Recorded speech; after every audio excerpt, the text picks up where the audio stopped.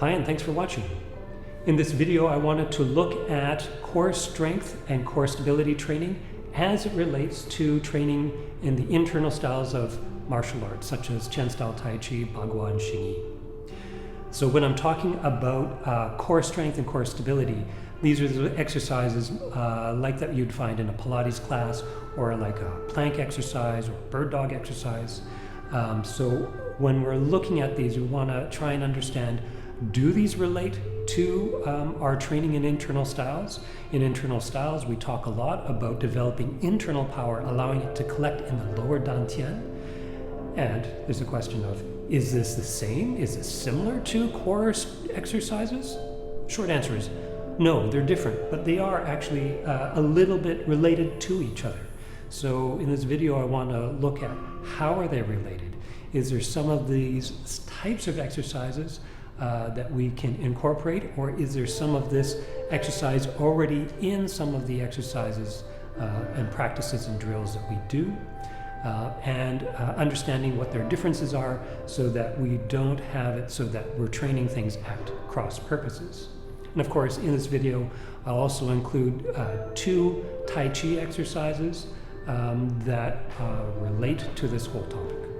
So first of all, what is the distinction, or what is the difference between these 2 different attributes? In general, we'll start with Dantian training, cultivating the internal power. This is a very broad category. Actually, both of these are very broad categories, and I'm just going to touch on some key aspects of it. It's not meant to be a comprehensive video. But for the Dantian training, this is one of the central pieces that ties together the internal styles, from Qigong through to Chen Tai Chi to the other internal styles like Bagua and Xingyi. There's always this idea that the internal Qi is cultivated and is stored in the lower abdomen. It collects here. And from this reserve, this provides us with the ability to integrate our movements, to have our stability, both physically and mentally. It allows us to then express that internal power outward in terms of applications and in terms of our forms practice. So again, it's a very large topic, but in terms of a small definition of it and some of the reasons why it's important to our training, and simply highlighting that it is central to the internal styles. That's the first part. Core strength, core stability, these 2 concepts are, in my mind, much more narrow, much more specific. They're related to the musculature in the internal abdomen and their ability to stabilize and the ability to hold the body together, to form an alignment through the torso and to create stability. And so, of course, the advantage of this, and here is the overlap, in terms of holding postures, in terms of being stable in our postures, and in terms of keeping our alignment as we move from one position to another, to another, to another. So there is an interesting relationship between these 2 things. In fact, from my perspective, it's something where being able to express power, express the internal power, actually requires us to have good core strength and core stability. By the same token, or on the flip side of that, there's an interesting difference in the perspective of training from internal styles and core strength training, so that if we follow the core strength training principles too far, then it actually may limit our ability to have this feature of being able to express our internal power, also be able to do the types of movements required in internal styles, the rotational movement. So, in other words, the training perspective for core strength is one that has very linear movements. It also has an idea of trying to engage the muscles and develop the musculature through the body. Those 2 features, linear movements and developing and strengthening the musculature, is quite a different perspective from internal styles, where the movements are rotational movements, and the core training is to develop the ligaments, tendons, and the bones. with the muscles being a secondary accessory tissue to be trained. And so from that perspective, we start to see how these things diverge, how they're separate from each other. So doing a lot of focus on core strength and core stability to a certain point will be beneficial in terms of finding our postures, in maintaining our alignment, and in terms of expressing our power through things like the Fa Jin, the explosive power, and Chen Tai Chi. However, if we limit ourselves to the perspective of core strength and take it too far, it will actually do the reverse. It will make us too stiff and too rigid, when one of the primary things that we need to have is an ability to expand and to collect and to have a free movement through the Dantian, right? So there's this key difference to highlight, where core strength is about contraction of the muscles, where internal styles is an expansion of the internal power stored in the Dantian. So this is an important thing to keep in mind. However, instead of saying, therefore, we should not do any core strength or core stability training, I think that would be a mistake. I have seen how some of the standard forms of Tai Chi has been allowed, where has a person be able to develop their Tai Chi, but not develop their core strength. And then when it comes to doing some of the postures that require an explosive power, they have a lot of trouble expressing that. Or even through the movements and having that translation of power, not with the fast, necessarily even the fast and snappy movements, but even just the integrated movement for some of the smooth quality of the routines. Also, people will have difficulty, and the difficulty comes from not having enough integration in their core in terms of the stability and in terms of the strength. So we do want to have some things that develop our core strength and our core stability, but prevent it from being something that overtakes our training and limits us from our ability to have expansion and collection of internal power that allows us to smoothly transmit power through the body and to allow us to do a rotational movement through the legs, the torso, the hips and the shoulders, etc., etc. So, what does this mean? Does this mean that we add plank to our exercise training? Do we go to some Pilates classes in addition to our own training? Possibly yes. As long as we keep in mind that they have this difference of perspective and that we need to be able to have the two not conflict with each other. The other thing is, of course, we can look for some of the core strength and core stability training that is already present in the curriculum, in the traditions that we practice. So for example, in this video, looking at Chen Tai Chi, in general, there's easy to identify things that in principle help with our core strength. There's all the postures with the balancing postures, there's the kicks, and so again we have some balancing for our core balance. We have a lot of rotational motions, things that move us across and through while keeping us core alignment. So in a very general sense, these are things that help make use of our core strength and our core stability in very mild ways. On top of this, though, because we do need to take it instead of just engage a moderate level of core strength and core stability, when we're training, we actually want to find ways to increase that.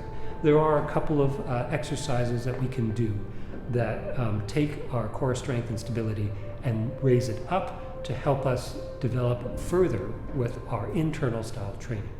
The two from Chen Tai Chi that I'll look at, one is one from the routine itself, which is at the very end, it's a double fist punch, right? So this posture is one where we have 1 foot forward, 1 foot back. Hands at the beginning side by side are open. They draw in to the hip. We close the hands into vertical fists. We shift our weight forward. We turn into that front hip, and then we launch our fists forward. So the movement as just a drill by itself is set the weight back, draw the hands in, close the hands, transfer the weight forward, turn into the front hip, extend the arms. out to their full extension. So drawing back, shift the weight back, come in, turn into the hip, extend. If we're doing it as a drill, we can then change our feet and do the same thing on the other side. Shift the weight forward, change feet, 1, change feet, 2, 1, 2. When we're doing this, I've chosen this as an example, as opposed to cover fist and punch, where there is this motion. A case could be made for this, also as something that develops its core strength. However, this one, with both hands side by side, has a more balanced motion left and right through the upper torso. And so for this, I've chosen this as one of the movements that help develop the core strength and this motion using an expression of the Fa Jin. It can be something, especially as we're developing it, where we hold back on the amount of snap, the amount of power that we try and travel through, and mainly find the alignment and the coordination.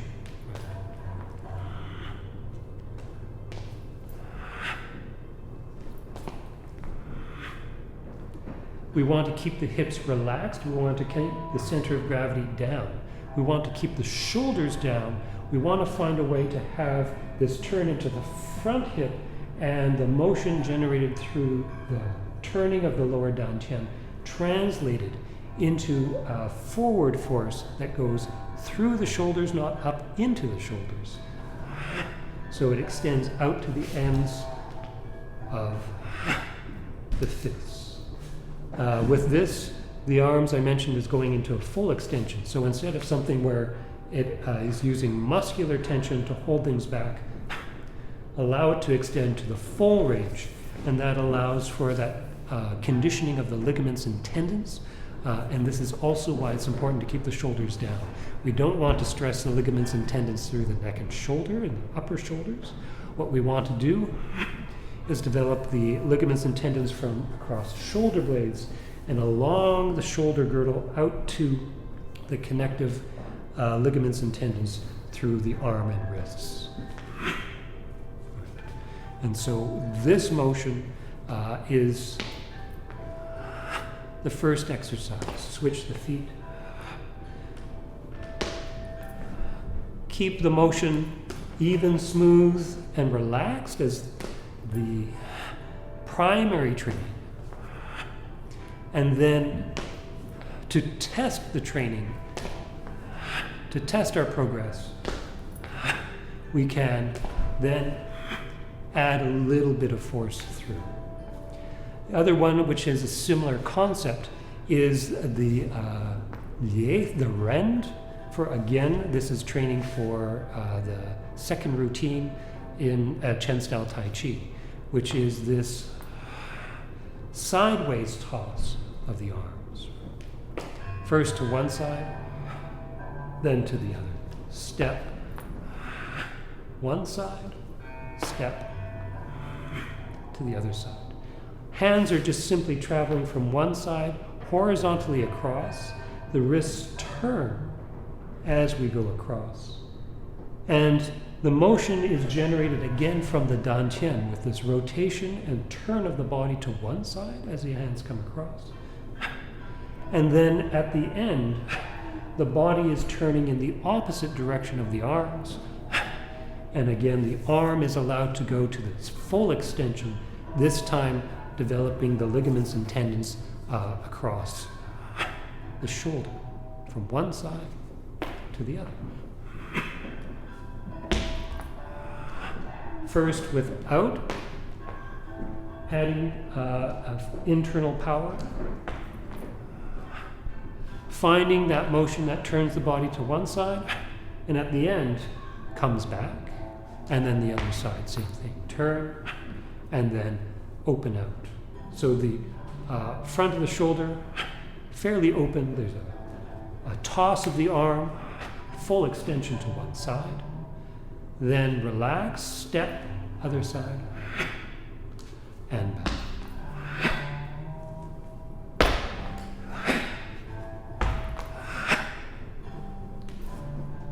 So those two exercises, double fist punch, switching from one side to the other. Remember to keep the stepping smooth, even, relaxed. Keep the hips relaxed.